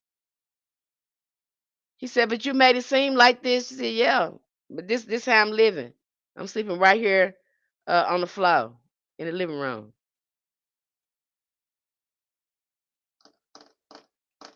But I'm starting to see a lot of people love fakeness. And then you get mad when you find out that the folks is fake. because they played such a good role. I love working with transmuted stone, smoky quartz, obsidian. Yeah, I have obsidian too. Okay. So you ain't gonna get the best out. You see somebody wearing all these stones, all these different stones. What are you getting from the house? That do you see a difference in your energy? You're not gonna see a difference in your energy until you wear one or two stones at a time for a couple of weeks, and you'll see how it has impacted your energy. But if you got 10, 20 different stones on, and you don't think that those energies are going to conflict or even impact your energy in a way that's probably not what you want, why are you doing that? Again, you just weren't, again, it's a steady. You don't respect those stones. You don't respect the medicine of the stones. No, you don't. No, you don't. You know, you do not. So again, we have to ask ourselves that again, ask questions, be discerning. And again, hoodoo is such a sacred practice and it has so many elements in it. But the most sacred thing that you can do is start doing the shadow work for yourself. Okay. And you're going to need that ancestor altar and you do that shadow work in order to make progress with your ancestors. And I know some of you think, oh, I had a perfect life. My mom was perfect. My dad was perfect, and all that's perfect. You're not going to know that until you start doing some self reflection and introspection. I'm glad I'm delivered from church enslavement. I know that's right, Enchanted. True. Those non denominational churches follow Pentecostal rules. Okay. They had mourning benches too. Yep. They have security guard. Yeah, I read that one. So, yeah. So be discerning because I'm telling you now more than ever since COVID, it is so many pretenders out there. It's so many people that haven't really studied hoodoo. They've taken some surface level stuff and they're running with it. Okay? There's no fruits of the spirit there's no deep dive in there. And yeah, when you get the Patreon, you have a lot of things to read. Of course you do, because you have to reprogram your whole mind. You actually have to study that. If somebody's telling you you can master hoodoo or any type of spiritual science through a workshop, they're not telling the truth because this is a way of life. It takes time to reprogram your mind with magic. Takes time for you to start thinking magical and keep your mind at a high frequency and choose your thoughts because we've been impulsively doing things for so long. Now we got to slow down more than ever and get out of survival mode because a lot of stuff we do out of survival mode is impulsive. So when you do the shadow work, you go into thriving mode, magical mode. Time begins to work for you instead of work against you. You ain't gonna see that though. And a lot of you in the rush to work magic, and you probably don't need to work it because as soon as you start doing your shadow work and getting an alignment, you'll start seeing things start shifting in your life, and you be like, "Well, I ain't even got to do this no more because once I got an alignment, my life got right." Sometimes it's just that. But see, you don't know that. Okay. I've literally been practicing 20 years and it's still hard sometimes to fully trust. And that's from Mrs. Wood. Because you having to follow something you can't see, which is a spirit. But you know it's there because every time you interact with it, you get results. But because you can't see it, you know, we're still building our trust and our faith. That's how your magic works. And you know it's there because every time you talk to your spirits, your ancestors, they hear you because you see results, you see things shifting. And now you have to trust something that you don't see. You know it's there because you see the results. It's present in your life. Okay? And that's scary to some people. But that's what you're supposed to be doing anyway. You're supposed to be getting closer to God. And how better to do that is to work on you and start doing the introspection and start developing a real relationship, a personal relationship with God. That's what this. That's supposed to be what you do in what they supposed to do in religion. But honey, they start worshiping these men, and they ease God right on out. It comes about it start focusing on personalities. That's real. I'm not a hoodoo practitioner, but my spirit put me here for the last hour. Again, you may be gaining some insight from it. But see, that's a lot of what's going on there. So you guys be careful out there when you listen to these hoodoo practitioners. Can they talk about it out? I even heard, some guy, he's saying it's just African based. I said, no, it is not. It's not just African based. Hoodoo is a science. It's not Christian based. We don't just work with faith. We do work. We work with spirits. We develop a relationship with spirit. We work on ourselves. We get in alignment. That's what the baths are there for. That's what the rituals are there for, to get you in alignment with your magic. So if somebody's telling you they can give you a crash course in hoodoo over there, they're not telling the truth. Especially if you go over there in the Patreon, we we got things for you to review over there. You got work to do. You got work to do. Okay, this is work. We give you all the context before you even start picking up candles and jars and stuff like that. You gonna know yourself first before you do all that, because we don't want I don't want you jacking yourself up. You need to know why you're doing things. Are you doing it out of your emotions, or is this something you really need? Do your ancestors really want this for you? Oh, you're gonna get some clarity over there. You're gonna grow in the fruits of the spirits over there. I'm going to encourage you. I'm going to empower you and let you know that it's the ball is in your court. Again, it's on you. Faith without works is dead, so you have to do the work. I don't know anyone that does magic or do any rituals that's not doing the work. That's how they're able to do the work. They wouldn't be able to do it if they wasn't doing the introspection work and healing.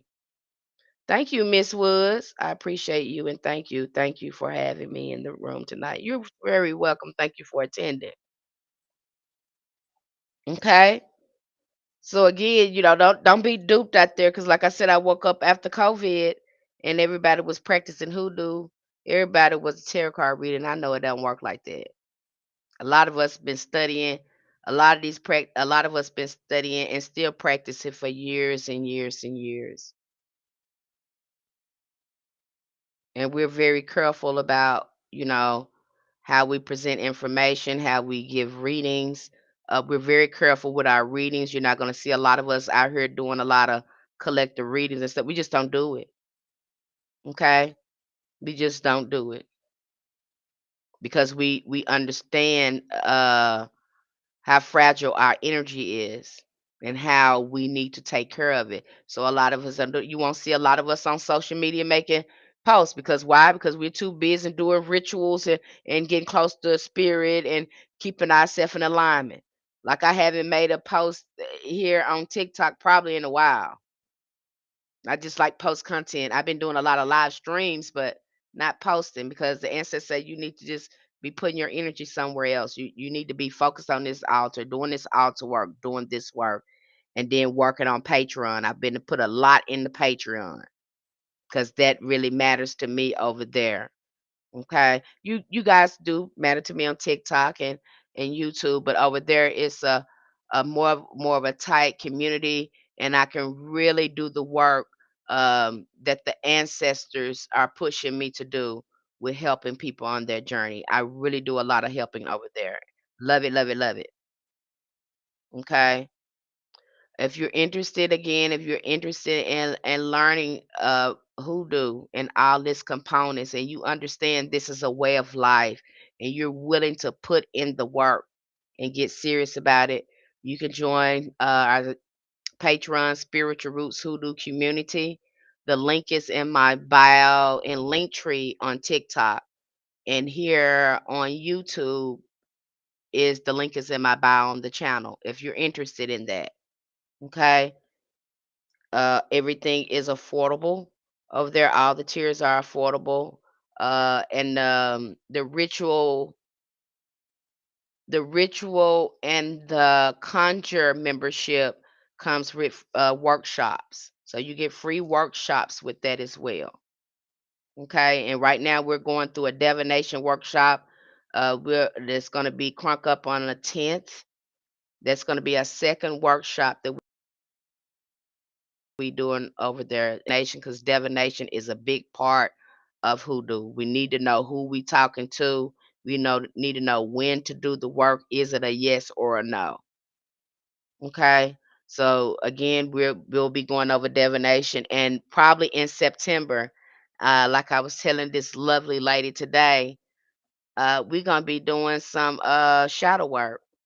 And I have to be careful how I present that, because I really want that to be a sacred space over there when we do this.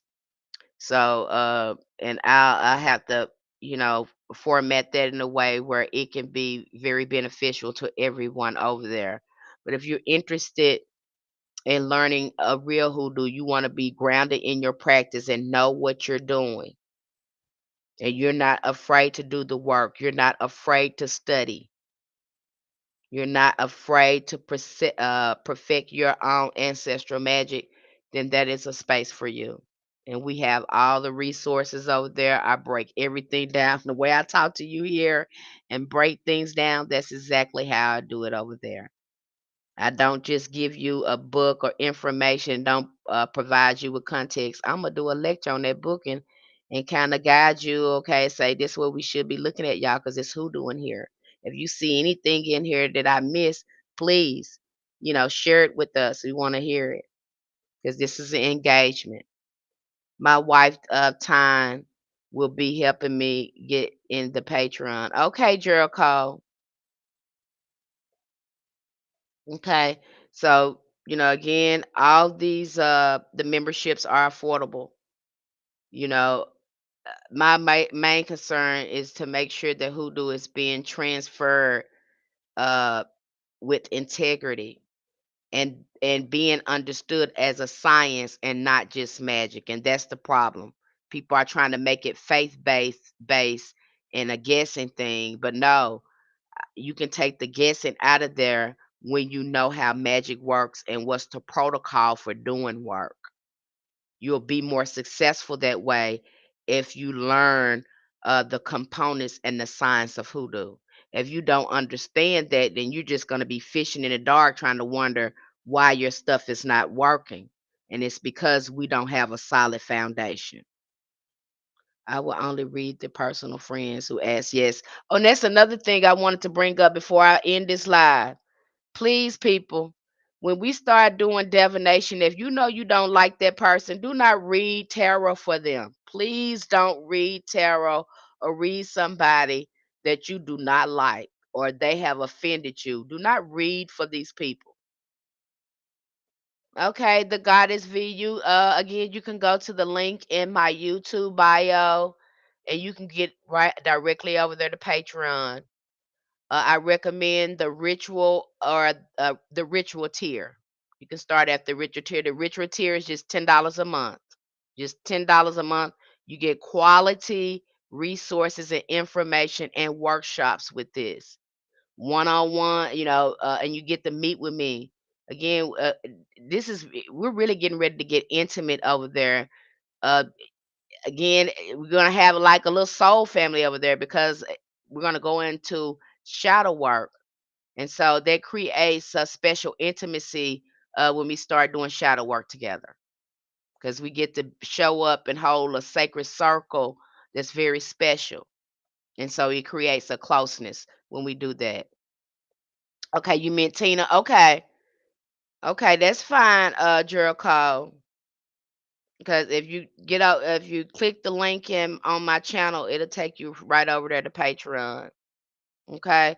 So if you're interested um in that and you're ready to do the work, you don't want no fly by type of workshop type of vibe thing going on, you willing to do the work, you really willing to grow the fruits of the spirits, and do the work. Because again, it's gonna take a while. Be patient with yourself because you got to program yourself back with your magic. Because these people then programmed us and told us we ain't got no power. So you got to reprogram yourself back into your power, and that may take a minute. So be patient and loving with yourself. You're reclaiming your divinity. Okay. So it's not a rush. And once you start getting in alignment, all the magic you think you should be doing, it might start shifting and happening as you start working on yourself, and that's usually what I see. Okay, that's usually what I see when people start doing ancestors work and shadow work. They start seeing positive shifts in their self, and their life just start getting in alignment. Things just start getting better and better the more they work on themselves. And sometimes that's all we need. Uh, to tap back into our magic. And then later on, you find out, okay, these are the things that I really need to be doing since I've healed so much and got myself in alignment. Now, this is what I want to focus on and do. So sometimes that happens. Okay. But don't do a divination for nobody and you don't like them. Please don't. You don't like them, you got a bad vibe about them, you don't feel like you should be reading them, do not read them. I had somebody try to that boy had pissed me off so bad and then had a nerve to tell me I'm gonna read his girlfriend. I said, boy, are you crazy? After you to piss me off, you want me to do a reading, a tarot reading for your girlfriend. No. Go to somebody else because that you don't need it from me. Because the way I feel right now, no, I don't want to read you. It would not be right. So no. So again, honoring yourself, honoring how you feel. Not read for a person you don't get along with or you don't particularly care for. Okay, you ain't gonna like what come up, and neither are they. Okay. All right, you guys. Do you have any questions for me before I end this live? I had to touch bases with you and talk about the seven sisters. We just dropped uh again a lecture. It was a post over there about the seven sisters. And we go through those hoodoo archetypes as well, hoodoo anthropomorphic beings, and those ancestors such as Black Hawk, Saint Expedite. We cover a few saints as well, and we're getting ready to go deeper with that with conjure because when we go and conjure, most people like to erect altars and start working with other spirits to give them more options in their hoodoo work. So that's what we kind of learn in the conjure tier. Again, that's for the big steppers, the high steppers, and they're ready to work with a variety of other spiritual systems or spirits. Now, in root work, you're just gonna be working with angels, saints, and your ancestors. And them herbs and them conjure oils, that's what you're gonna perfect over there before you even get over there and conjure. So I recommend the ritual tier, the ritual membership, so to speak. Okay. So if that's what you're ready for, get over there. Uh, I'm doing readings as well. My tarot readings. If you're looking for a tarot reading, DM me with your email address and I'll send you out an invoice. Be specific if that's what you're looking for, a tarot reading. Now, if you're looking for a hoodoo spiritual blueprint reading, which I look at your astrological chart and I give you we run it all the way down when I look at your astrological chart and you know what type of root work and spiritual allies that you need to be working with and what type of shadow work you need to start with when I break down your astrological chart. That is only $10. Now, if that's what you're looking for, DM me with your email address. I'll send you out an invoice. So my tarot readings is $30 and my hoodoo blueprint reading, spiritual blueprint reading, it is $10. And again, just DM me um your email address. I get you out an invoice. I do. If you are getting an astrological chart done, a blueprint reading, I need your date of birth, the time, and where you were born if you want that done. Okay, so you can DM me on TikTok. And before I end this live, I put my email. Let me put it in here now, honey. Y'all, honey, child, what's on my mind? Y'all know I ain't getting no younger. Getting no younger, honey. Uh, am I spelling this right, Lord? Look at me messing up stuff. Okay. Okay, so again, y'all can DM me, and I do tarot readings and I do the astrology chart. If that is something that you are interested in, let me know. And I'm putting my email in the chat, y'all, here with my YouTube family. I'm putting it in here, y'all. Bear with me. Okay, there we go. So if you're needing to book a reading with me, go ahead and email me in the YouTube. I put my email address there in the chat. If you're looking to book a reading with me or want one of those chart readings, DM me. Okay, TikTok family. I love you guys. You guys take care. And I would never DM you for a reading. I'll DM you to share a post. You know, I'm sharing a post, but I would never DM you for a reading. And that's not me if someone does that. Okay. Love you. Take care, you guys. Okay, beloved. I hope to see you guys soon. Hope to see you on the other side. And I'll try to come back as soon as I can and share some more information.